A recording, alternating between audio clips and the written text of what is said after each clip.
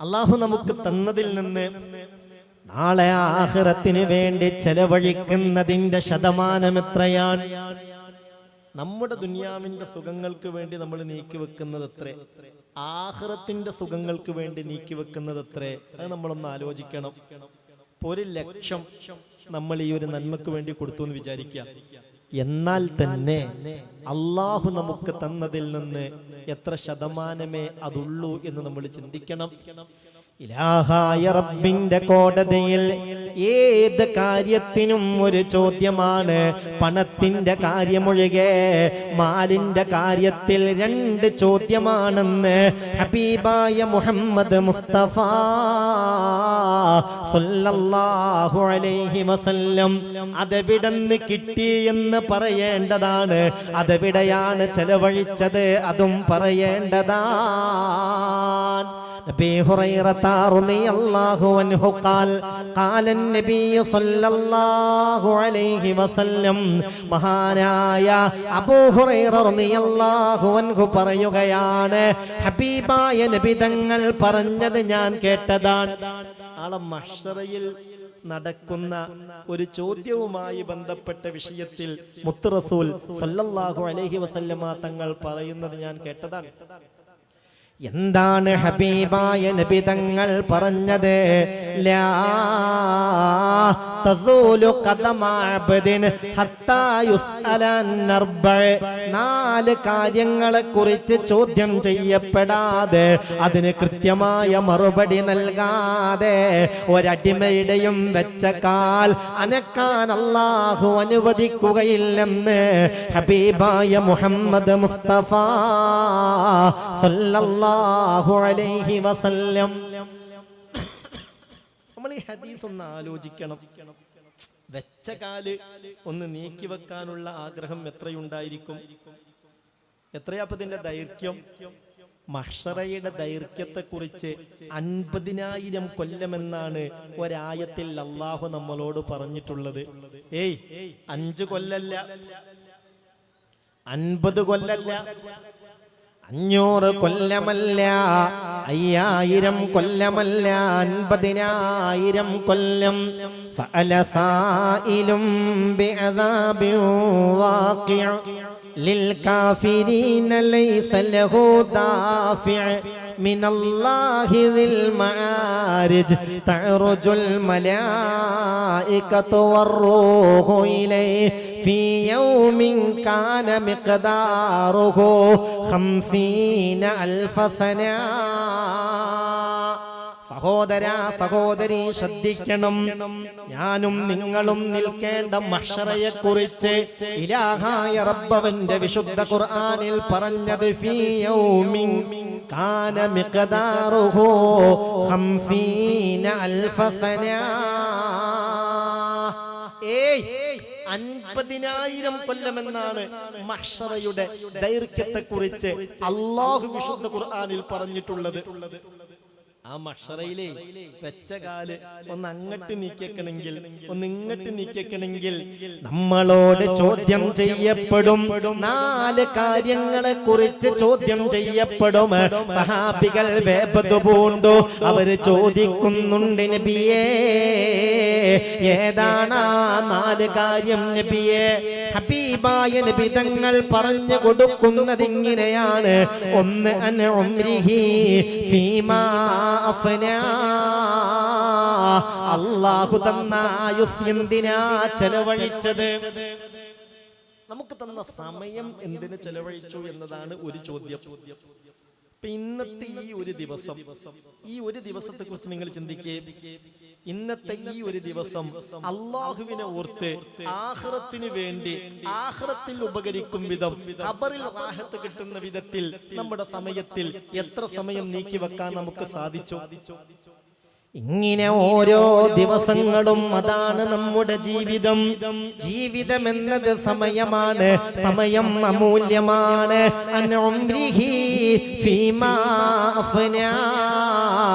എടോ, നിനക്ക് നിന്റെ റബ്ബ് തന്ന സമയം നീ എന്തിനാ ചെലവഴിച്ചത്? ചോദ്യമുണ്ടാകും. നമ്മൾ ആലോചിക്കേണ്ട സംഗതിയാണ്.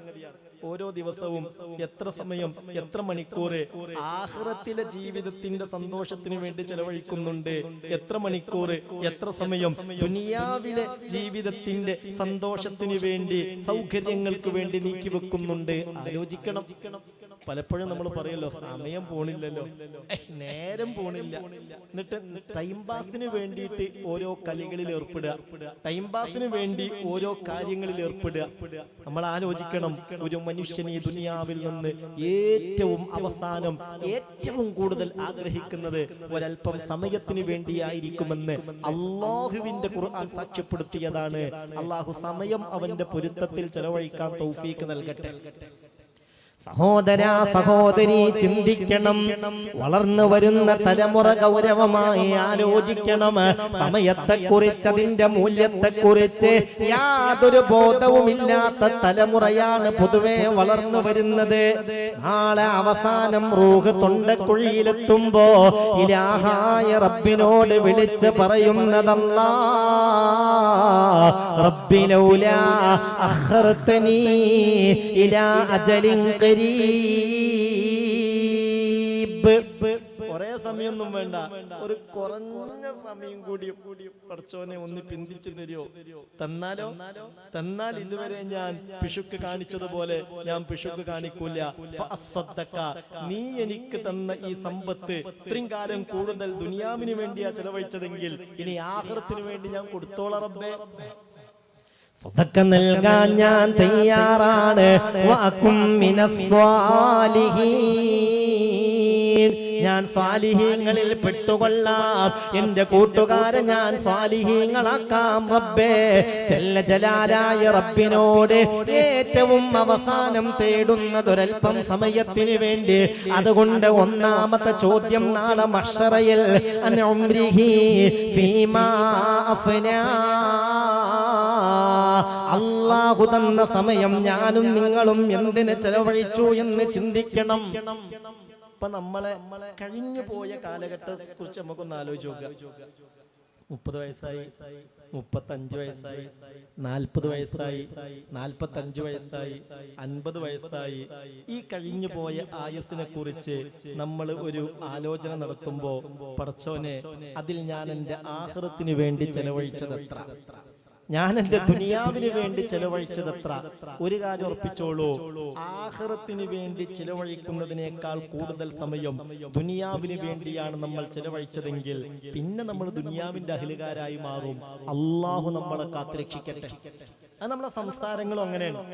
ഞാൻ എന്റെ നാവ് കൊണ്ട് ഓരോ ദിവസവും പറയുന്നത് കൂടുതലും ദുനിയാവിന്റെ കാര്യങ്ങളാണെങ്കിൽ ആഖിറത്തിന്റെ കാര്യത്തെക്കാൾ കൂടുതൽ എന്റെ നാവിൽ നിന്ന് വരുന്നത് ദുനിയാവിന്റെ കാര്യങ്ങളാണെങ്കിൽ ലാ ഇലാഹ ഇല്ലല്ലാഹ്,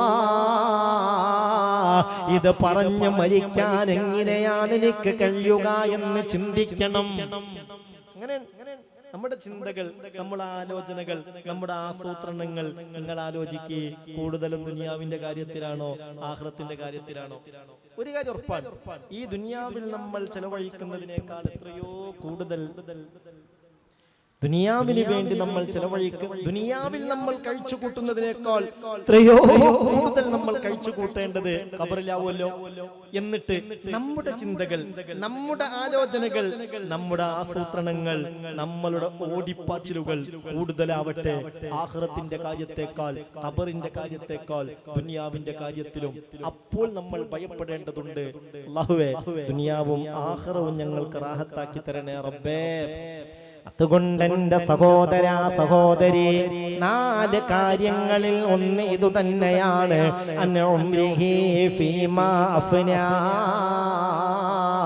അല്ലാഹു തന്ന സമയം എന്തിനാണ് ചെലവഴിച്ചതെന്ന് ചോദ്യമുണ്ടാകും. സത്യത്തിൽ ഇന്ന് പലർക്കും ഒന്നിനും സമയമല്ല. സമയത്തിൽ ബറക്കത്ത് നഷ്ടപ്പെട്ടല്ലോ.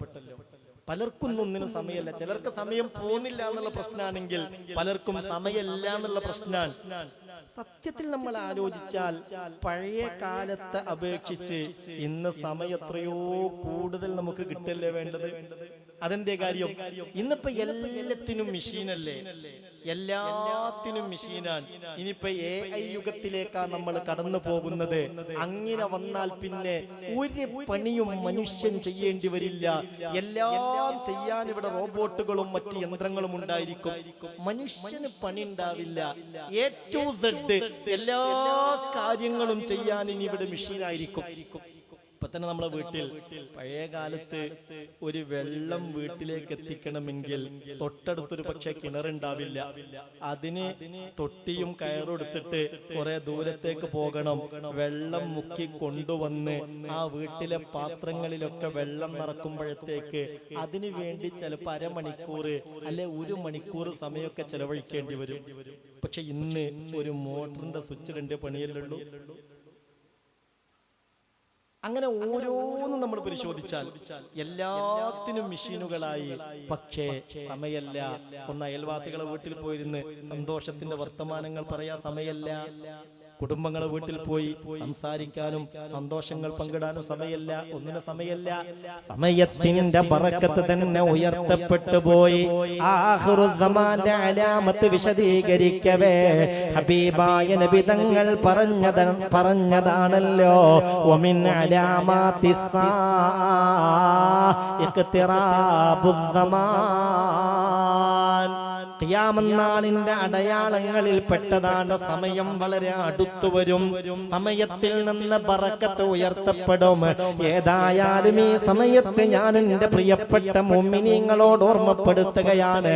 ഹബീബായ നബി തങ്ങൾ പഠിപ്പിച്ചതാണ് നാളെ മഹ്ശറയിൽ 4 കാര്യങ്ങളിൽ ചോദ്യമില്ലാതെ കാല് അനക്കാൻ അനുവദിക്കില്ല. അതിലൊന്നെന്റെ സഹോദരാ സഹോദരി അൻഉംരിഹി ഫീമാ എന്ത് കാര്യത്തിലാണ് നീ നിന്റെ സമയം ചെലവഴിച്ചത്? മദ്രസ, പള്ളി, ദീനീ പ്രവർത്തനങ്ങൾ, അതിലൊക്കെ സജീവമായി അതിനൊക്കെ സമയം ചെലവഴിക്കാൻ തൗഫീഖ് കിട്ടുന്നവരുണ്ടല്ലോ, അത് വലിയൊരു സൗഭാഗ്യമായി കാണണം. കാരണം അതൊക്കെ ദീനിനു വേണ്ടിയാണ്. നിയ്യത്ത് നന്നാക്കിയാൽ നാളെ ആഖിറത്തിലേക്ക് അത് വലിയ മുതൽക്കൂട്ടായി കിട്ടും. അല്ലാഹു തൗഫീഖ് നൽകട്ടെ. രണ്ടാമത്തെ കാര്യം ഇതാണ്, അൻമാലിഹി, പണത്തിന്റെ കാര്യത്തിൽ ചോദ്യമുണ്ടാകും. മിന്നൈനക്തസബഹു, എവിടെന്നാണ് പണം കിട്ടിയതെന്ന ചോദ്യമുണ്ടാകും. വഫീമാ അൻഫഖ്തഹു, എവിടെയാണ് ആ പണം ചെലവഴിച്ചത് എന്നും ചോദ്യമുണ്ടാകും. ഞാൻ പറഞ്ഞല്ലോ, എല്ലാ കാര്യത്തിലും ഒരു ചോദ്യമാണെങ്കിൽ സമ്പത്തുമായി ബന്ധപ്പെട്ട വിഷയത്തിൽ 2 ചോദ്യമാണ്. ഒന്ന്, എവിടെ നിന്ന് കിട്ടി എന്ന് പറയേണ്ടി വരും. പിന്നെ എവിടെ ചെലവഴിച്ചു എന്നും പറയേണ്ടി വരും. രണ്ടും വലിയ വിഷയമാണ്. ധനാഗമന മാർഗങ്ങൾ അല്ലാഹുവിന്റെ പൊരുത്തത്തിലാവണം. എന്തേ കാര്യമെന്നല്ലേ ഈ മദ്രസയെല്ലാം നമ്മൾ സ്ഥാപിച്ച് നമ്മുടെ പ്രിയപ്പെട്ട പൊന്നുമക്കളെ ചെറിയ പ്രായത്തിൽ തന്നെ വിളിച്ചുണർത്തി അതിരാവിലെ പ്രഭാതത്തിൽ മദ്രസയിലേക്ക് പറഞ്ഞേക്കാനുള്ള കഷ്ടപ്പാട് എത്രയോ ത്യാഗം സഹിച്ചാണ് നമ്മൾ പറഞ്ഞയക്കുന്നത്. അങ്ങനെ നമ്മൾ പറഞ്ഞയക്കണം എന്തിനാ? ആ മക്കളെ കൊണ്ട് നമുക്ക് ഖൈർ കിട്ടണം. ദുനിയാവിലും ആഖിറത്തിലും ആ മക്കളെ കൊണ്ട് ഖൈർ കിട്ടണം. ഇതാണ് ലക്ഷ്യം. പക്ഷെ ഒരു കാര്യം ഉറപ്പിച്ചോളൂ, നമ്മുടെ സമ്പാദ്യം, നമ്മളുടെ ധനാഗമന മാർഗങ്ങൾ അത് ഹറാം കലർന്നതാണെങ്കിൽ എത്ര ഇൽമ് നമ്മൾ മക്കളെ പഠിപ്പിച്ചിട്ടും കാര്യമില്ല. ആ മക്കളെ കൊണ്ട് യാതൊരു സ്വലാഹിയത്തും ഖൈറും കിട്ടാതെ പോകും. അല്ലാഹു കാത്തുരക്ഷിക്കട്ടെ. മഹാന്മാരായ ഉലമാക്കൾ വളരെ ഗൗരവമായി പറയുന്നുണ്ട്, നിങ്ങൾക്ക് നിസ്കാരത്തിൽ ഖുശൂ ലഭിക്കണമെങ്കിൽ, നിങ്ങൾക്ക് നിങ്ങളുടെ മക്കളെ കൊണ്ട് ഖൈർ കിട്ടണമെങ്കിൽ നിങ്ങൾ കഴിക്കുന്ന ഭക്ഷണം ഹലാലാവണം. നിങ്ങളുടെ മക്കൾക്ക് നിങ്ങൾ കൊടുക്കുന്ന ഭക്ഷണം ഹലാലാവണം. ഹറാം കലർന്നു കഴിഞ്ഞാൽ, കഴിക്കുന്ന ഭക്ഷണത്തിൽ ഹറാം കലർന്നാൽ എത്ര നിങ്ങൾ അർത്ഥം പഠിച്ചിട്ടും ഗ്രഹിച്ചിട്ടും കാര്യമില്ല. നിങ്ങൾക്ക് നിങ്ങളുടെ നിസ്കാരത്തിൽ ഖുശൂ ലഭ്യമല്ല. നമ്മളങ്ങനെ നിസ്കാരത്തിൽ ഖുശൂ കിട്ടാഞ്ഞിട്ട് വല്ലാതെ ഇടങ്ങാറായി. അങ്ങനെ ഓരോ ദിക്റിന്റെയും ഓതുന്ന സൂറത്തിന്റെയും നടത്തുന്ന പ്രാർത്ഥനയുടെ ഒക്കെ അർത്ഥമൊക്കെ പഠിച്ചു. പരമാവധി മനസ്സ് അല്ലാഹുവിലേക്ക് കേന്ദ്രീകരിക്കാൻ ശ്രമിച്ചു. പക്ഷെ സഹോദര സഹോദരി, നമ്മൾ കഴിക്കുന്ന ഭക്ഷണത്തിൽ ഹറാം കലർന്നു കഴിഞ്ഞാൽ ഒരിക്കലും നമുക്ക് നിസ്കാരത്തിൽ ഖുശൂ കിട്ടൂല. മനസ്സ് അള്ളാഹുവിലേക്ക് കേന്ദ്രീകരിക്കാൻ കഴിയൂല. നമ്മുടെ മക്കൾക്ക് നമ്മൾ കൊടുക്കുന്ന ഭക്ഷണം ഹറാം കലർന്നതാണെങ്കിൽ എത്ര ത്യാഗം സഹിച്ച് അവരെ ഇൽമു പഠിപ്പിച്ചിട്ടും കാര്യമല്ല, അവരെ കൊണ്ട് നമുക്കൊരു ഖൈറും കിട്ടാതെ പോകും. അള്ളാഹു കാത്തുരക്ഷിക്കട്ടെ. ഇത് ശ്രദ്ധിക്കണം. പണം ഉണ്ടാക്കാൻ പല മാർഗങ്ങളുണ്ട്. എളുപ്പത്തിൽ പണം ഉണ്ടാക്കാനെന്ന് പല വിദ്യകളുമുണ്ട്. പക്ഷെ ആലോചിക്കണം, എനിക്ക് ഈ സമ്പാദ്യം നാളെ റബ്ബിന്റെ കോടതിയിൽ വലിയൊരു പാരാവോ പടച്ചോനെ, അതുകൊണ്ട് ഞാൻ കുടുങ്ങോ റബ്ബേ എന്ന് നമ്മൾ ചിന്തിക്കണം. ഹബീബായ നബി തങ്ങൾ പറഞ്ഞതെന്താ? ഒരാളിപ്പോ ഒരു വസ്ത്രം ധരിച്ച് നിസ്കരിക്കാൻ, ഇതാ ഈ ഒരു ഷർട്ട്, ഈ ഒരു ജുബ്ബ, ഞാൻ എന്റെ ഈ ഒരു ജുബ്ബ ഒരു 100 രൂപ കൊടുത്തു വാങ്ങി എന്ന് സങ്കല്പിക്കില്ല. ഒരു 1000 റുപ്യ കൊടുത്തിട്ട് ഒരു ജുബ്ബ വാങ്ങി. ഇതിൽ 999 രൂപയും ഹലാലായ പണാൻ, 1 റുപ്യ ഹറാമായതാണ്. അതാരതോ കട്ടതാണ്, അല്ലെ എവിടുന്നോ പിടിച്ചു പറിച്ചതാണ്, ആരെയോ പറ്റിച്ചതാണ്. 1 റുപ്യ 999 ഹലാൽ. എന്നാൽ ഈ ജുബ്ബ ധരിച്ച് ഞാൻ നിസ്കരിക്കുന്ന കാലത്തോളം എന്റെ നിസ്കാരം അള്ളാഹു സ്വീകരിക്കൂല എന്ന് അഷ്റഫുൽ ഖൽഖ് മുഹമ്മദ് മുസ്തഫ സ്വല്ലല്ലാഹു അലൈഹി വസല്ലം. അപ്പൊ നമ്മൾ പേടിക്കണം, നമ്മളത് പേടിക്കണം. മഹാനായ ഇബ്നു ഉമർ റളിയല്ലാഹു അൻഹുമാ പറയുകയാണ്, ഹബീബായ നബി തങ്ങൾ പറഞ്ഞത് ഞാൻ കേട്ടതാണ്. മനിഷ്തറാ സൗബൻ ബിഅശറത ദറാഹിം ഫീഹി ദിർഹമുൻ ഹറാം ലം തുഖ്ബൽ ലഹു സ്വലാത്തുൻ മാ ദാമ അലൈഹി. സഹോദര സഹോദരി, എന്താണ് ഈ ഹദീസിനർത്ഥം? ഹബീബായ നബി തങ്ങൾ പറയുകയാണ്, മനിഷ്തറാ സൗബൻ ബിഅശറത ദറാഹിം, 10 ദിർഹം കൊടുത്തൊരാൾ ഒരു വസ്ത്രം വാങ്ങി, ഫീഹി ദിർഹമുൻ ഹറാം, അതിൽ 9 ഹലാലാണ്, 9 ഹലാലാണ്. ഫീഹി ദിർഹമുൻ ഹറാം, 1 ദിർഹം ഹറാമാണ്. എന്നാൽ ലം തുഖ്ബൽ ലഹു സ്വലാത്തുൻ മാ ദാമ അലൈഹി, ആ വസ്ത്രം ധരിച്ച് നിസ്കരിക്കുന്ന കാലത്തോളം ഇലാഹായ റബ്ബിന്റെ അടുക്കൽ ആ നിസ്കാരത്തിന് കബൂലിയത്തില്ല. ഖാല റസൂലുള്ളാഹി സ്വല്ലല്ലാഹു അലൈഹി വസല്ലം. ഈ ഹദീസ് സഹാബികൾക്ക് ഇബ്നു ഉമർ റളിയല്ലാഹു അൻഹു പറഞ്ഞു കൊടുക്കാൻ. സഹാബികൾ എല്ലാവരും ഇതിങ്ങനെ കേട്ട് നിൽക്കുക. എന്നിട്ട് ഇബ്നു ഉമർ തങ്ങൾ എന്ത് ചെയ്തെന്നറിയോ? സുമ്മ അദ്ഖല സബാബതൈഹി ഫീ ഉദ്നൈഹി, തന്റെ 2 ചൂണ്ടുവിരലും തന്റെ ചെവിയിലേക്ക് ഇങ്ങനെ പ്രവേശിപ്പിച്ചിട്ട് പറഞ്ഞു, സുമ്മതാ മാലം അസ്മഅ മിർ റസൂലില്ലാഹ്, ഇതാ റസൂലുള്ളാഹി തങ്ങളിൽ നിന്ന് ഈ ഹദീസ് ഞാൻ കേട്ടിട്ടില്ലെങ്കിൽ എന്റെ 2 ചെവിയും അങ്ങ് പൊട്ടിപ്പോയി എന്ന് മഹാനായ അബ്ദുല്ലാഹി ഇബ്നു ഉമർ റളിയല്ലാഹു അൻഹു പറഞ്ഞ അത്രയും ഉറപ്പാണ്. അത് കേട്ടിട്ട് പറയാണ്, അതുകൊണ്ട് ശ്രദ്ധിക്കണം, ഇത് ഗൗരവമുള്ള കാര്യമാണ്. ഹറാം കലർന്നാൽ പിന്നെ ദുആക്ക് ഇജാബത്തും ലഭ്യമല്ല. ഹറാം കലർന്ന വീട്ടിലാണ് നമ്മുടെ പ്രാർത്ഥനയും നിസ്കാരവുമെങ്കിൽ അല്ലാഹുവിൽ നിന്നതിനൊന്നും കബൂലിയത്ത് ലഭിക്കുകയില്ല.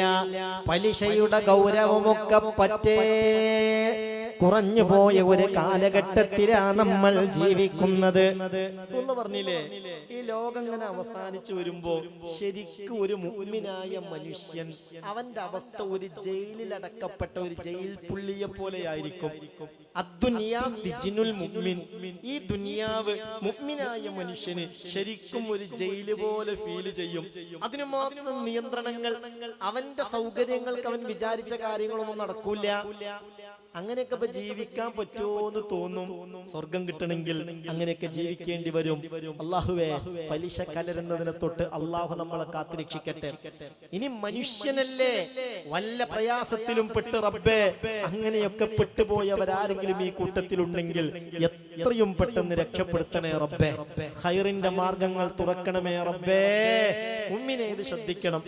ഈ കഴിഞ്ഞ റമദാനിൽ റഹ്മാനിയായ എന്റെ ഒരു സുഹൃത്ത് എനിക്ക് വിളിച്ചു. കോഴിക്കോട്ടുകാരനാണ്. അപ്പൊ അദ്ദേഹത്തിനോട് പറഞ്ഞു, ഇവിടെ ഒരു കുടുംബസ്ഥാന ഞങ്ങളെ വഴന്ന് സ്ഥിരമായിട്ട് കേൾക്കാറുണ്ട്, എല്ലാ വഴന്നും കേൾക്കാറുണ്ട്, സാമ്പത്തികമായി അവര് നല്ല ഉഷാറാണ്, വലിയ ബിസിനസ്സുകാരാണ്. അപ്പൊ ക്ലാസ്സിൽ ഒരു കാര്യങ്ങൾ സൂചിപ്പിക്കണം. എന്താണെന്നറിയോ? ക്ലാസ്സിൽ സൂചിപ്പിക്കേണ്ട ഒരു കാര്യം, ഈ ലോണൊക്കെ എടുത്ത് കുടുങ്ങിയവരാരെങ്കിലും ഉണ്ടെങ്കിൽ അവർക്ക് വിൽക്കാൻ മുതലുണ്ടെങ്കിൽ എത്രയും പെട്ടെന്ന് അത് വിറ്റിട്ട് ആ ലോണിൽ നിന്ന് കരകയറണം, ആ ലോൺ ഒഴിവാക്കണം. കാരണം ഇവർക്ക് സമ്പത്തുണ്ട്, സമ്പത്ത് ഇവർക്ക് ഇഷ്ടം പോലെ ഉണ്ട്. പക്ഷെ എന്നാലും ലോണിന്റെ മേൽ ലോണായി മാസാമാസം പലിശ അടച്ചുകൊണ്ട് മുന്നോട്ട് പോകുന്ന ഒരു കുടുംബാണ്. ദീനിയായ കാര്യങ്ങളിലൊക്കെ അവർക്ക് താല്പര്യവുമുണ്ട്. അപ്പൊ അതേക്കുറിച്ചുള്ള ഒരു ബോധക്കുറവ് കൊണ്ടാണ് അങ്ങനെ സംഭവിക്കുന്നത്. ശരിക്കൊരു ഉത്ബോധനം കിട്ടിയാൽ അവരതിൽ നിന്ന് മാറുന്നുള്ള ഉറപ്പുണ്ട്. അങ്ങനെയുള്ളൊരു ടീമാണ് ഞാൻ. എന്നിട്ട് കൊണ്ടോട്ടിയിലെ ക്ലാസ്സിൽ ആ കാര്യം സൂചിപ്പിക്കുകയും ചെയ്തിരുന്നു. ഞാൻ ഓർമ്മപ്പെടുത്തുന്നത്, അങ്ങനെയൊക്കെ പെട്ടുപോയവരാരെങ്കിലും ഉണ്ടെങ്കിൽ അള്ളാന്റെ കോടതിയിൽ നമുക്ക് രക്ഷപ്പെടണമല്ലോ. നമ്മുടെ മക്കൾക്ക് നമ്മൾ കൊടുക്കുന്നത് ഹലാലാവണമല്ലോ. ഈ ത്യാഗങ്ങളൊക്കെ നമ്മൾ സഹിക്കുന്നത് ദുനിയാവിലും ആഖിറത്തിലും റാഹത്ത് കിട്ടാൻ വേണ്ടിയാണല്ലോ. അതുകൊണ്ട് അങ്ങനെയൊക്കെ പെട്ടുപോയവരാരെങ്കിലും ഉണ്ടെങ്കിൽ എത്രയും പെട്ടെന്ന് അതിൽ നിന്ന് രക്ഷപ്പെടാൻ നോക്കണം. അള്ളാഹു നമ്മളെയൊക്കെ രക്ഷപ്പെടുത്തട്ടെ. കാരണം അത് ഗൗരവ. പലിശയുമായി ബന്ധപ്പെട്ട് ജീവിക്കുന്ന ആളുകൾ അവര് ഖബറിൽ നിന്ന് മഹ്ശറയിലേക്ക് എത്താൻ തന്നെ 3000 കൊല്ലം വേണ്ടി വരുമെന്ന് പറഞ്ഞില്ലേ മഹാനായ മുഹമ്മദ് മുസ്തഫ സല്ലല്ലാഹു അലൈഹി വസല്ലം? എന്തേ പറഞ്ഞത്? പലിശയുമായി ബന്ധപ്പെട്ട് ജീവിക്കുന്നവര് മഹ്ശറയിലേക്ക് ഖബറിൽ നിന്നെത്താൻ 3000 കൊല്ലം വേണം. എന്തേന്ന് വെച്ചു സഹാബികൾ? എന്തേ കാര്യം? ഹബീബായ നബി തങ്ങൾ പറഞ്ഞതിങ്ങനെയാണ്, അതവരുടെ വയറിന്റെ വലിപ്പം കാരണമാണ്. പുറത്തു നിന്ന് നോക്കുന്നവർക്ക് അവരുടെ വയറ്റിനുള്ളിൽ പാമ്പുകളെയും തേളുകളെയും കാണാമല്ലോ. അവന്റെ ആമാശയവും കൊടലും കുത്തി വലിക്കുമല്ലോ. അവൻ വേദന കൊണ്ട് വല്ലാതെ പ്രയാസപ്പെടുമല്ലോ. അവനാ ഖബറിൽ നിന്ന് എഴുന്നേൽക്കാൻ പോലും കഴിയാതെ, ആ വയറിന്റെ വലിപ്പം കൊണ്ട് എഴുന്നേൽക്കാൻ കഴിയാതെ ഉരുണ്ട് മറിഞ്ഞ് നിരങ്ങി കഷ്ടപ്പെട്ട് ആ ഖബറിൽ നിന്ന് മഹ്ശറയിലേക്കുള്ള വിളിയാളമുണ്ടാകുമ്പോൾ അവൻ എത്തിപ്പെടാൻ 3000 കൊല്ലം വേണ്ടി വരും. നിങ്ങൾ ആലോചിക്കുക, എങ്ങനെയാണ് അത്തരക്കാര് നരകത്തിന്റെ നേരെ മുകളിലുള്ള ആ സിറാത്ത് പാലം വിട്ടുകിടക്കുന്നത്? ഈ വയറുമായിട്ട്. അല്ലാഹു കാത്തുരക്ഷിക്കട്ടെ, അല്ലാഹു കാത്തുരക്ഷിക്കട്ടെ. അതുകൊണ്ട് എവിടെന്നാണ് പണം കിട്ടിയതെന്ന ചോദ്യമുണ്ടാകും.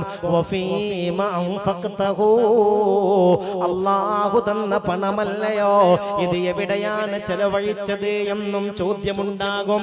ദുനിയാവ് അല്ലാഹു നമുക്ക് തരുന്നത് സഹോദര സഹോദരി, അതൊരു പരീക്ഷണത്തിന് വേണ്ടിയാണ്. ആ ഒരു ചിന്ത നമ്മളിൽ ഓരോരുത്തർക്കും ഉണ്ടാകണം. ദുനിയാവ് അല്ലാഹു നമുക്ക് തരുന്നത് ദുനിയാവിന് വേണ്ടി മാത്രമാണെന്ന് വിചാരിച്ചാൽ തെറ്റിപ്പോയി. നമുക്ക് അല്ലാഹു ദുനിയാവ് തരുന്നത് ദുനിയാവിന്റെ സൗകര്യങ്ങൾ ഒരുക്കാൻ വേണ്ടി മാത്രം, ദുനിയാവിന്റെ സുഖങ്ങൾ വാരിക്കൂട്ടാൻ വേണ്ടി മാത്രം. അങ്ങനെ വിചാരിച്ചാൽ തെറ്റിപ്പോയി. ദുനിയാവിൽ നിന്ന് അവസാനം നമ്മൾ ഈ സമ്പാദിച്ചത് ഒന്നും നമുക്ക് ഉപകരിക്കാത്തൊരു ഘട്ടം വരും. അവസാനം ഖബറിലേക്ക് കൊണ്ടുപോകുമ്പോ എന്താ എത്ര വലിയ കോടീശ്വരനാണെങ്കിലും ദുനിയാവിന് വേണ്ടി മാത്രം നീക്കി വെച്ചാൽ അവനെ കൊണ്ടുപോകുമ്പോൾ അവന്റെ സമ്പാദ്യം എന്താ? നസീബുക മിമ്മാ തജ്മഉ ദഹറ കുല്ലഹു റിദാനി തുദ്റജു ഫീഹിമാ വഹനൂതു. സഹോദര സഹോദരി, നസീബുക നിന്റെ ഓഹരി, ഈ ദുനിയാവിൽ നിന്റെ ആയുസ് മൊത്തം ഉപയോഗപ്പെടുത്തി നീ സമ്പാദിച്ച ആ സമ്പാദ്യത്തിൽ നിന്ന് അവസാനം കൊണ്ടുപോകുമ്പോൾ നിനക്കുള്ളത്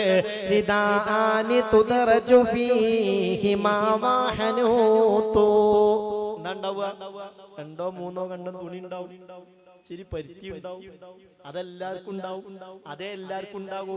ഒരാളൊരു വലിയ ടെക്സ്റ്റൈൽസിന്റെ മുതലാളിയാണ്, ഒന്നല്ല ഒരുപാട് ടെക്സ്റ്റൈൽസുകൾ അയാൾക്കുണ്ടെന്ന് വിചാരിക്കുക.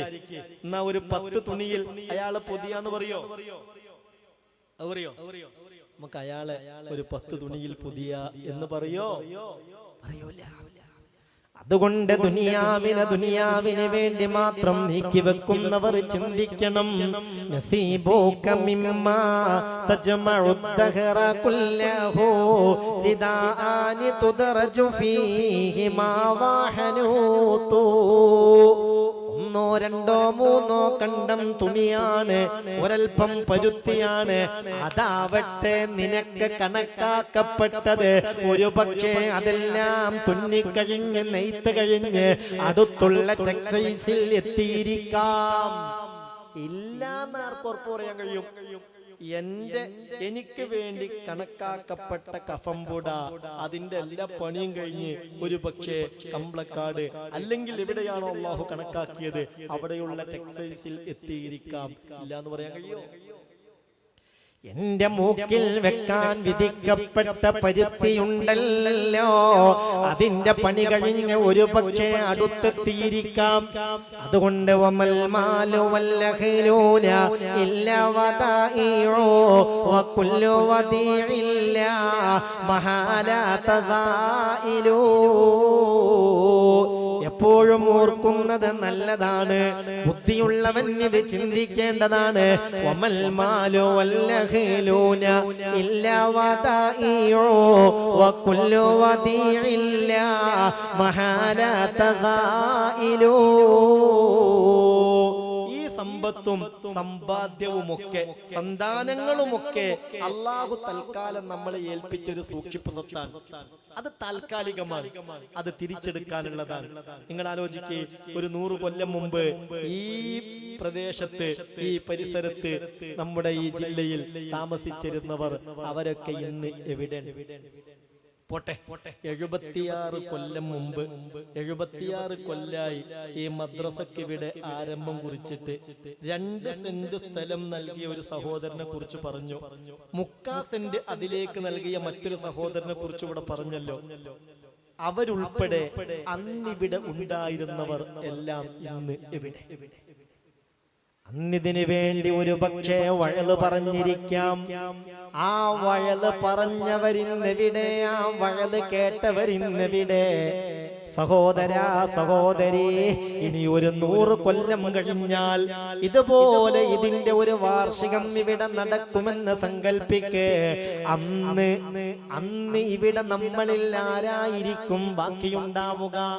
കം തറകൂ മിൻ ജന്നാത്തിൻ വഉയൂൻ വസുറൂഇൻ വമഖാമിൻ കരീം വനഅമത്തിൻ കാനൂ ഫീഹാ ഫാകിഹീൻ കദാലിക വഔറസ്നാഹാ ഖൗമൻ ആഖരീൻ.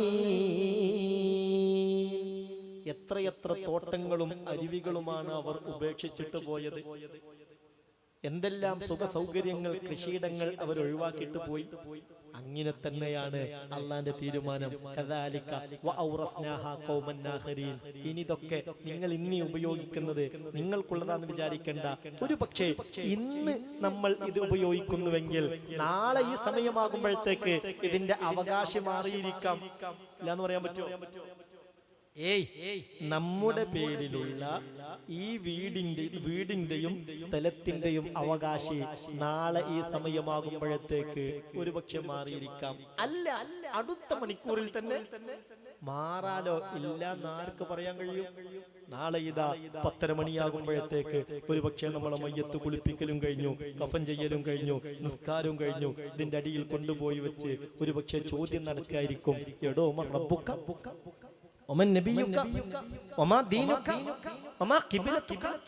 അതിലേക്കു 2 മലക്കുകൾ ഉണ്ടെന്നതും മുൻകർ നകീർ എന്നാണ് നാമം എന്നതും കണ്ടാൽ വിറക്കും രൂപമാണവർക്കുള്ളതും എന്നും ഹദീസിൽ തന്നെയാ പറയുന്നതും. നബിയേ ദീനും മേധാ ചോദ്യം ഇതാണതിനുത്തരം ചെയ്യേണ്ടതാ. എന്തിനാണ് ഞാനിത് പറയുന്നതെന്ന് ചിന്തിക്കണം. അല്ലാഹു തന്ന സമ്പത്തുണ്ടല്ലോ, അത് കേവലം ദുനിയാവിന് വേണ്ടി മാത്രം നീക്കിവെച്ച ഹതഭാഗ്യരിൽ നമ്മൾ പെട്ടുപോകരുത്. എന്തെങ്കിലുമൊക്കെ ഒന്ന് ആഖിറത്തിലേക്ക് ഒരു വരുമാനത്തിന് വേണ്ടി കരുതി വെക്കാൻ കഴിഞ്ഞാൽ അൽഹംദുലില്ലാ, അതൊരു മുതൽക്കൂട്ടായിരിക്കും. അല്ലാഹു തൗഫീഖ് തരട്ടെ. ആമീൻ പറഞ്ഞേക്ക്, അല്ലാഹു തൗഫീഖ് തരട്ടെ. അതാണ് രണ്ടാമത്തെ ചോദ്യം. നേരത്തെ ഇവിടെ സൂചിപ്പിച്ചല്ലോ. ഇവിടെ പ്രിയപ്പെട്ട സുഹൃത്ത് ജലീൽ ഒരു ആശംസ പറയുമ്പോൾ പറഞ്ഞു, എന്തെങ്കിലുമൊക്കെ കൊടുക്കാൻ കരുതുന്നവരൊക്കെ ഉണ്ടാവും, നീക്കി വെച്ചോളൂ, ഒന്ന് നിയ്യത്ത് ചെയ്ത് വെച്ചോളൂ. പ്രത്യേകിച്ച് ഇതിന്റെ ഒരു തുടക്കാണ്. ഇൻഷാ അല്ലാഹ് വളരെ റാഹത്തായി ഒരു കടവുമില്ലാതെ ഈ 52 സെന്റ് സ്ഥലം ഈ പ്രദേശത്തുകാര് തന്നെ കാര്യമായിട്ട് 1 ലക്ഷം രൂപ സമസ്ത കൊടുത്ത് പറഞ്ഞു. 10-60 ലക്ഷം ചെലവാക്കിയതിൽ 1 ലക്ഷം സമസ്ത കൊടുത്തു. പിന്നെ ഈ പ്രദേശത്തിനുള്ള പ്രവാസികളായ സഹോദരങ്ങൾ അവരും 1 ലക്ഷം കളക്ട് ചെയ്തു. ബാക്കിയൊക്കെ ഇവിടെയുള്ള നാട്ടുകാരുള്ളവരും ഇല്ലാത്തവരും എല്ലാവരും ചേർന്ന് അൽഹംദുലില്ലാഹ് ആഖിറത്തിന് വേണ്ടി ഒരു മണ്ണ് നമ്മൾ വാങ്ങിയിട്ടല്ലോ.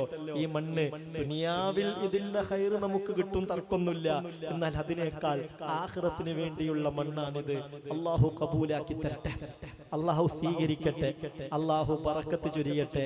അല്ലാഹു എല്ലാ ഖൈറും നമ്മിലേക്ക് അടുക്കാൻ ഇതൊക്കെ ഒരു കാരണമാക്കട്ടെ. ഇനി ഇതാ മദ്രസക്ക് വേണ്ടി അതിലേക്കൊരു സ്ഥിര വരുമാനമായി നമ്മളൊക്കെ ജീവിച്ചിരിക്കുമ്പോ എന്തെങ്കിലുമൊക്കെ ഒന്നാക്കിയെടുക്കാൻ കഴിഞ്ഞാൽ അൽഹംദുലില്ലാ അത് മുതൽക്കൂട്ടാകും. വരുന്ന തലമുറ ഇതിനൊക്കെ വേണ്ടി എത്രത്തോളം മെനക്കെടുന്നൊന്നും പറയാൻ കഴിയൂല. ഉള്ളിൽ എന്തെങ്കിലുമൊക്കെ ഈമാൻ നിലനിൽക്കുമ്പോഴേ അങ്ങനത്തെ കാര്യത്തോടൊക്കെ താല്പര്യം ഉണ്ടാകുള്ളൂ. സാധാരണഗതിയിൽ +2 വരെയുള്ള ഒരു മദ്രസ് അത് നല്ല നിലയിൽ നടന്നു പോകണമെങ്കിൽ മാസാമാസം ലക്ഷങ്ങളുടെ ചെലവുണ്ടാവുമല്ലോ. അതൊക്കെ സംഘടിപ്പിച്ച് ഇതൊരു കെട്ടും മട്ടിലും മുന്നോട്ട് കൊണ്ടുപോകണമെങ്കിൽ അതിന് നല്ല മനസ്സുള്ള ഒരു സംഘം ആളുകൾ ഉണ്ടാവണം. അതൊക്കെ ഭാവിയിൽ ഇനി എത്രത്തോളം ഉണ്ടാകും അല്ലാഹു അഅലം. എന്നാൽ ഇങ്ങനെയൊക്കെ ഒരു വരുമാന മാർഗം ഉണ്ടാക്കി വെച്ചാലോ സംഗതി മുന്നോട്ട് പോകാൻ എളുപ്പമായിരിക്കും. അതുകൊണ്ട് ഇവിടെ മദ്രസുമായി ബന്ധപ്പെട്ട ഷോപ്പിംഗ് കോംപ്ലക്സ് ഉണ്ടാക്കാനുള്ള തീരുമാനം വളരെ നല്ല തീരുമാനമാണ്. അതിലേക്കൊക്കെ 1, 2, 3 ലക്ഷക്കായിട്ട് കൊടുക്കാൻ പറ്റുന്നവരുണ്ടെങ്കിൽ മുഅ്മിനെ അവകാശം കൊടുത്താൽ മതിയല്ലോ. നിയ്യത്ത് ചെയ്തു വെച്ചോളൂ, ഒന്നും വെറുതെയാവില്ല. അല്ലാഹു റബ്ബുൽ ഇസ്സത്ത് അങ്ങനെയുള്ള ഖൈറിലേക്കൊക്കെ നമ്മളെ പണം നീക്കി വെക്കാനുള്ള ഒരു തൗഫീഖ് നമുക്ക് തരട്ടെ. നല്ല തൗഫീഖ് ഉള്ളവർക്ക് അതിന് കഴിയൂ. അതിന് അങ്ങനെ തടിയുറച്ച വിശ്വാസമുള്ളവർക്കേ സാധിക്കൂ. ദുനിയാവിന് വേണ്ടി ലക്ഷങ്ങൾ പൊടിപൊടിക്കുന്നവർ പലരും ഉണ്ട്. ആഖിറത്തിന് വേണ്ടി 1 ലക്ഷം പോയിട്ട് ഒരു 10,000 വരെ നീക്കി വെക്കാനുള്ള തൗഫീഖ് ഒരു പക്ഷെ അവർക്ക് കിട്ടിക്കൊള്ളണമെന്നില്ല. ഏതായാലും പടച്ച റബ്ബ് നമ്മളൊക്കെ അനുഗ്രഹിക്കട്ടെ. അല്ലാഹു എല്ലാ ഖൈറും നമുക്ക് നൽകട്ടെ. ഏതായാലും മഹ്ശറയിലെ രണ്ടാമത്തെ ചോദ്യം ഇതാണ്. അൻമാലിഹി പണത്തിന്റെ കാര്യത്തിലാണ്. എവിടെന്ന് കിട്ടി, എവിടെ ചെലവഴിച്ചോ പറയേണ്ടി വരും.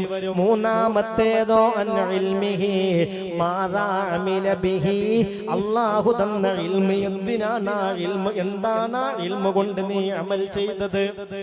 അതിന് വലിയ പണ്ഡിതനാകണമെന്നൊന്നുമില്ല. മാതാപിതാക്കളെ ബഹുമാനിക്കണമെന്ന അറിവ് നിനക്കുണ്ടായിരുന്നില്ലേ? ആ അറിവിനനുസരിച്ച് നീ അമൽ ചെയ്തോ? നിസ്കാരം ഒരിക്കലും ഖളാ ആക്കരുതെന്ന വിജ്ഞാനം നിനക്കുണ്ടായിരുന്നില്ലേ? അതിനനുസരിച്ച് നീ അമൽ ചെയ്തോ? നമ്മളെ കൂട്ടത്തിലൊക്കെ ചെറിയ കാരണങ്ങൾക്ക് നിസ്കാരം കളാക്കുന്നവരുണ്ടല്ലോ. പലരുടെയും വിചാരം എന്താണെന്നറിയോ? നിസ്കാരമൊക്കെ നിർവഹിച്ചാ മതി, അത് അതായിട്ടാണ് അങ്ങനെ, അല്ലെ കളാ ആയിട്ടാണെങ്കിൽ അങ്ങനെ. നിങ്ങൾ പറ, നിസ്കാരം കളാ ആക്കാം എന്ന ഒരു ഓപ്ഷൻ ശറഇലുണ്ടോ?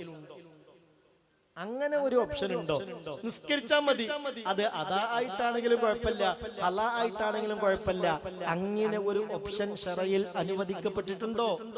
ഇല്ലല്ലോ. നിസ്കാരം ഖളാ ആക്കാം, കുഴപ്പമില്ല, അങ്ങനെ ഒരു വിഷയമേ ശറയിലില്ല.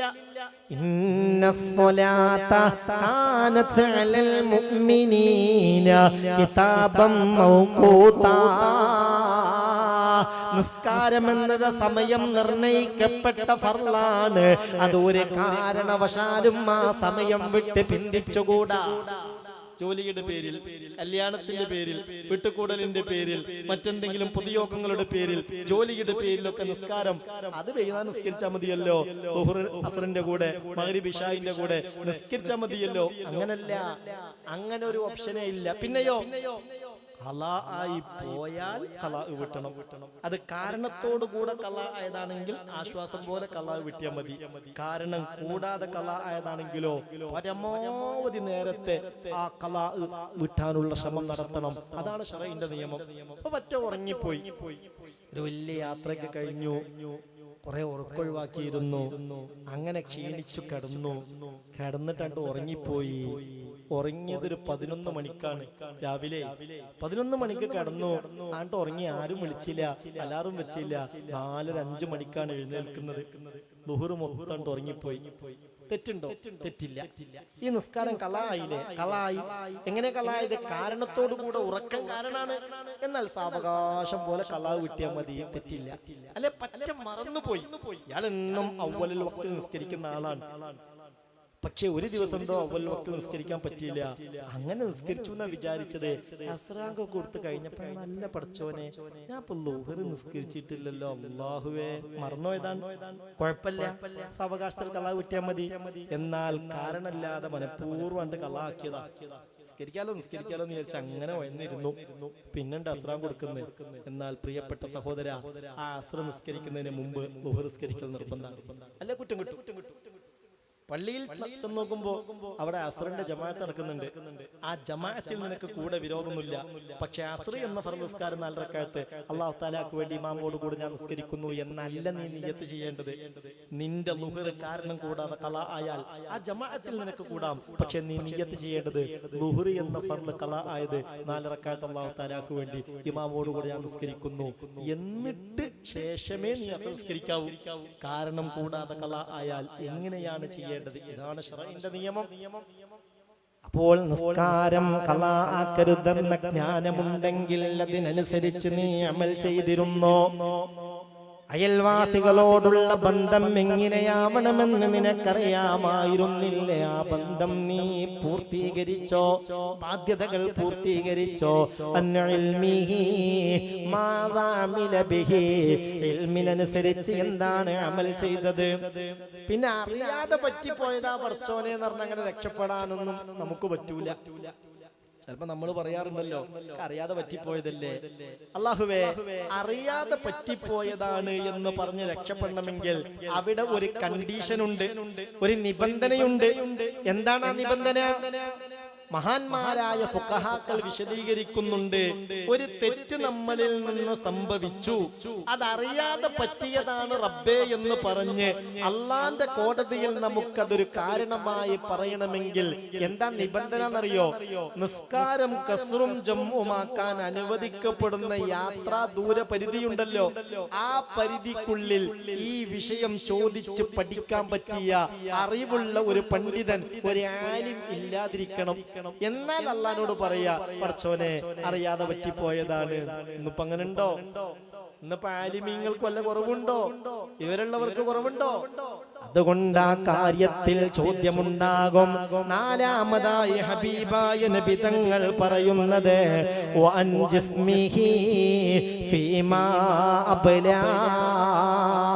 അല്ലാഹു തന്ന ശരീരമുണ്ടല്ലോ, ആ ശരീരത്തിന്റെ കാര്യത്തിൽ ചോദ്യമുണ്ടാകും.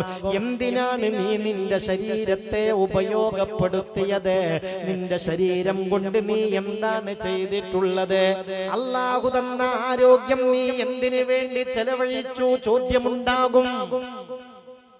നാളെ മഹ്ശറയിൽ ആദ്യമായി ചോദ്യം ചെയ്യപ്പെടുന്ന അനുഗ്രഹം ഏതാണെന്നറിയോ? അമലുകളുടെ കൂട്ടത്തിൽ മഹ്ശറയിൽ ആദ്യമായി ചോദ്യം ചെയ്യപ്പെടുന്നത് നിസ്കാരത്തിന്റെ കാര്യത്തിലാണെങ്കിൽ അല്ലാഹു നമുക്ക് തന്ന എണ്ണമറ്റ അനുഗ്രഹങ്ങളില്ലേ, ആ അനുഗ്രഹങ്ങളുടെ കാര്യത്തിൽ ആദ്യമായി ചോദ്യം ചെയ്യപ്പെടുന്നത് ആരോഗ്യത്തിന്റെ കാര്യത്തിലായിരിക്കും. അള്ളാഹു നിനക്ക് തന്ന ആരോഗ്യം നീ എന്തിനാണ് ചെലവഴിച്ചത് എന്നതാണ് ആദ്യത്തെ ചോദ്യമെന്ന് മുഹമ്മദ് മുസ്തഫ. ഹബീബായ നബി തങ്ങൾ പറയുന്നുണ്ട്, അവ്വലുമാ യുസ്അലു അൻഹുൽ അബ്ദു യൗമൽ ഖിയാമ, ഖിയാമത്ത് നാളിൽ അബ്ദിനോട് ആദ്യമായി ചോദ്യം ചെയ്യപ്പെടുന്നത് അലം നുസഹിഹ് ലക ജിസ്മക, എടോ നിനക്ക് നല്ല ആരോഗ്യമുള്ള ഒരു തടി ഞാൻ തന്നിരുന്നില്ലേ, നിന്റെ ആരോഗ്യം നീ എന്തിനാ ചെലവഴിച്ചത്? ഇതായിരിക്കും ആദ്യത്തെ ചോദ്യമെന്ന് ഖാല റസൂലുള്ളാഹി സ്വല്ലല്ലാഹു അലൈഹി വസല്ലം. കൂട്ടുകൂടി ലഹരി ഉപയോഗിച്ച് ഭ്രാന്ത് പണം കൊടുത്തു വാങ്ങി ആ നിലയിലാണോ നിന്റെ ആരോഗ്യം നീ ചെലവഴിച്ചതെങ്കിൽ പരാജയപ്പെട്ടു പോയി. അല്ലാഹു നമ്മെയും നമ്മുടെ പൊന്നുമക്കളെയും യുവതലമുറയെയും കാത്തുരക്ഷിക്കട്ടെ. ആരോഗ്യത്തിന്റെ കാര്യത്തിൽ ചോദ്യം ഉണ്ടാവും. എന്തും ചെയ്യാൻ ധൈര്യമുള്ള, എന്തും ചെയ്യാൻ മനസ്സ് വരുന്നൊരു സമയമുണ്ടല്ലോ, അള്ളാഹുവേ, തിന്മയിൽ ആ സമയം ചെലവഴിക്കുന്നതിനെ തൊട്ട്, ആ ആരോഗ്യം ചെലവഴിക്കുന്നതിനെ തൊട്ട് അള്ളാഹു നമ്മളെ കാത്തുരക്ഷിക്കട്ടെ. ആമീൻ പറഞ്ഞേക്ക്. ഇന്നിപ്പോ എവിടെയും ചർച്ച അതല്ലേ, എവിടെയും വിഷയം അതല്ലേ. പെൺമക്കൾ പോലും ലഹരി ഉപയോഗിക്കുന്ന ദയനീയമായ കാഴ്ചകൾ നമുക്ക് കേൾക്കേണ്ടി വന്നില്ലേ? അല്ലാഹുവേ നീ കാക്കണമേ റബ്ബേ. അമ്മ ലഹരി വിൽക്കാൻ, NDM വിൽക്കാൻ മക്കൾക്ക് കൂട്ടി നിൽക്കുന്ന വാർത്ത നമ്മൾ കേൾക്കേണ്ടി വന്നില്ലേ? സുബ്ഹാനല്ലാഹ്, എത്രയെത്ര കുടുംബങ്ങളാണ് ലഹരി കൊണ്ട് തകർന്നിട്ടുള്ളത്. ഈ റമദാനിൽ വിളയിൽപ്പറപ്പൂർ എത്തിങ്ങാനയിൽ ക്ലാസ്സിൽ വന്നപ്പോ രണ്ട് സഹോദരിമാരിന്റെ അടുത്ത് വന്നു. അതിൽ ജ്യേഷ്ഠത്തി പൊട്ടിക്കരഞ്ഞിട്ട് പറഞ്ഞൊരു സംഗതി എന്താണെന്നറിയോ? അതെ, റമദാനാണല്ലോ, വീട്ടിൽ നിൽക്കാൻ ഒരു സമാധാനമില്ല, കുടുങ്ങിയിട്ടുണ്ട്. എന്റെ ഭർത്താവ് പണ്ട് മുതലേ ലഹരി ഉപയോഗിക്കുന്ന ആളാണ്. ഈ റമദാനിലൊന്നും നിർത്തിയിട്ടില്ല എന്ന് മാത്രല്ല, ജ്യൂസിൽ ഇത് കലക്കിയിട്ട് എന്നെ കുടിക്കാൻ നിർബന്ധിക്കാണ്. ഞാൻ അതിനെ എതിർത്തപ്പോ എന്നോട് തർക്കിക്കുകയും എന്നെ തല്ലുകയും ചെയ്തൊരു സംഭവം ഈ റമദാനിലുണ്ടായി. വീട്ടിക്ക് പോകാൻ മനസ്സില്ല, എന്താ ചെയ്യാന്ന് പറയുമ്പോൾ എത്രയാണ് അതിന്റെ വേദന. ഭർത്താവ് കുടിക്കുന്നതിലുള്ള സങ്കടം മാത്രല്ല, ഭർത്താവ് ജ്യൂസിൽ ഇത് കലക്കിയിട്ട് കുടിക്കാൻ നിർബന്ധിക്കുക. റമദാന്റെ മുമ്പൊക്കെ കൂട്ടുകാരന്മാരായിട്ട് വീട്ടിലേക്ക് വരും, എന്ത് പറഞ്ഞാലും അനുസരിക്കൂല.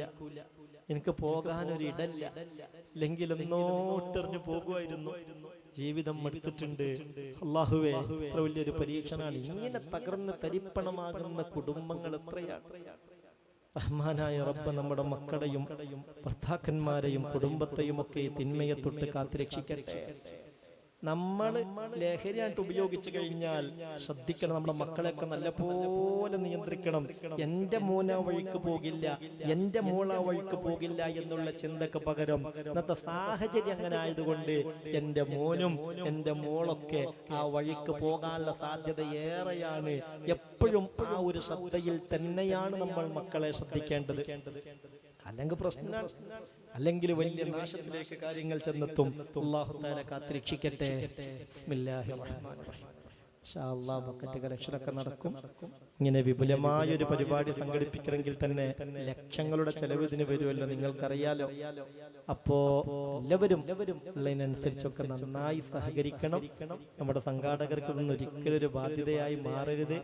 ഈ ഒരു പരിപാടി നടത്തലോടുകൂടെ ഇൻഷാ അല്ലാഹ് വൈകാതെ അടുത്ത ഷോപ്പിംഗ് കോംപ്ലക്സിന്റെ ആ ഒരു നിർമ്മാണ പ്രവർത്തനത്തിലേക്കാണ്ട് കടക്കാനുള്ള ഒരു പ്രേരണ അവർക്ക്, താല്പര്യം അവർക്ക് ഇതുകൊണ്ട് കിട്ടണം. അല്ലാഹു അനുഗ്രഹിക്കട്ടെ.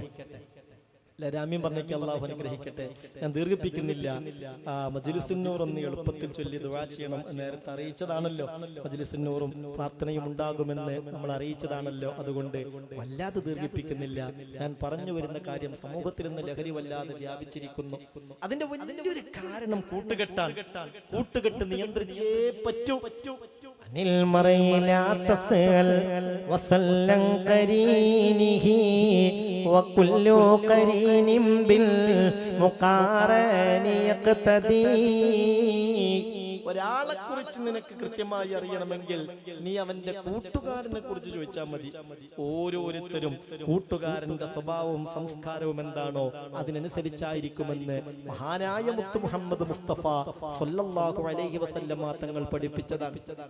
എന്റെ കൂട്ടുകാരനെ കൊണ്ടാ പഠിച്ചവനെ ഞാൻ അങ്ങനെ ആയത്, എന്റെ കൂട്ടുകാരനെ കൊണ്ടാ പഠിച്ചവനെ ഞാൻ ഇങ്ങനെ ആയത് എന്ന് പറഞ്ഞ് അള്ളാന്റെ കോടതിയിൽ രക്ഷപ്പെടാൻ കഴിയൂല സഹോദര.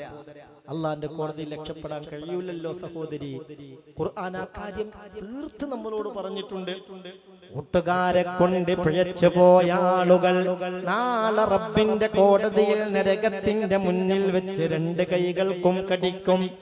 അവർ കടിച്ച് അവരുടെ തൊലിയാകെ പൊട്ടി നരമ്പുകൾ അറ്റ് അവരാകെ ആർത്തട്ടഹസിച്ച് കരഞ്ഞിട്ട് വിളിച്ചു പറയും അല്ലാഹ് യൗമ യഅല്ലുല്ലാലിമു അലാ യദൈ യഖൂലു യാ ലൈതനി ഇത്തഖൽതു മഅർ റസൂലി സബീലാ യാ വൈലതാ ലൈതനി ലം അത്തഖിദ് ഫുലാനൻ ഖലീലാ ലഖദ് അളല്ലനി അനി الذിക്രി ബഅദ ഇദ് ജാഅനി വകാന അശ്ശൈത്വാനു ലിൽഇൻസാനി ഖദൂലാ.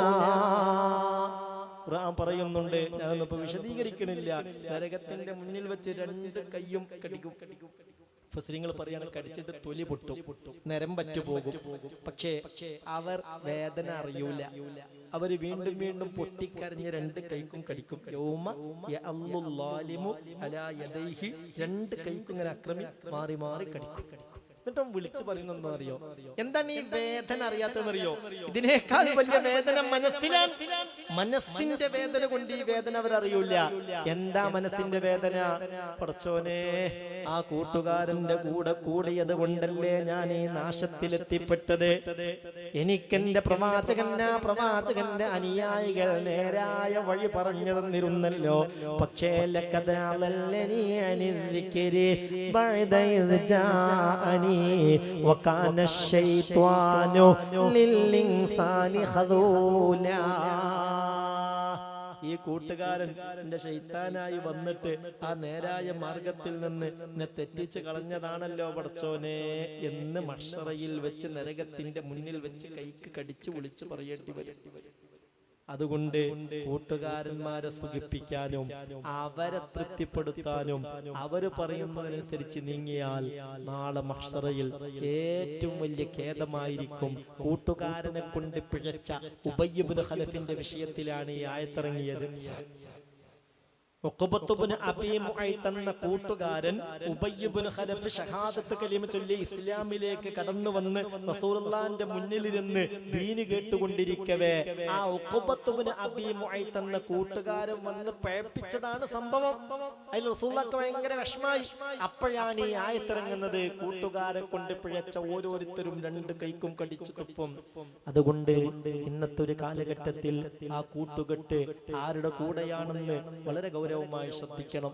അതോടൊപ്പം വീട്ടിൽ നിന്നിറങ്ങുമ്പോൾ അല്ലാഹുവിന്റെ പ്രത്യേക കാവൽ കിട്ടാൻ കാരണമാകുന്ന ചില ദിക്റുകൾ, അഭയപ്രാർത്ഥനകൾ മുത്ത് റസൂല് പഠിപ്പിച്ചു തന്നിട്ടുണ്ട്. അത് നമ്മളും ചൊല്ലണം, നമ്മുടെ മക്കൾക്ക് പറഞ്ഞു കൊടുത്തുകൊണ്ട് അവരെ കൊണ്ട് ചെല്ലിക്കണം. പ്രത്യേക കാവൽ കിട്ടാൻ അത് കാരണമാകും. റഹ്മാനായ റബ്ബ് എല്ലാ അർത്ഥത്തിലുമുള്ള കാവൽ നമുക്കും കുടുംബത്തിനുമൊക്കെ നൽകട്ടെ. അൽഹംദുലില്ലാഹ്, മദ്രസക്ക് വേണ്ടി ഇങ്ങനെ ഒരു സ്ഥലത്ത് ഇവിടെ എടുത്തു. ഇനി ഇത് എന്നേക്കും ഒരു വരുമാനമാകുന്ന നിലയിൽ നല്ലൊരു ഷോപ്പിംഗ് കോംപ്ലക്സ് ഒക്കെ ഇവിടെ ആയി കിട്ടണം. അള്ളാഹു അതിനൊക്കെ നമ്മളെ സഹായിക്കട്ടെ. അള്ളാഹു അതിനൊക്കെയുള്ള ബറക്കത്ത് നമുക്ക് നൽകട്ടെ. ആ സംരംഭത്തോടും എല്ലാ അർത്ഥത്തിലും സഹായിക്കാൻ, സഹകരിക്കാൻ, കൂടെ നിൽക്കാൻ അള്ളാഹു നമുക്ക് തൗഫീഖ് നൽകട്ടെ.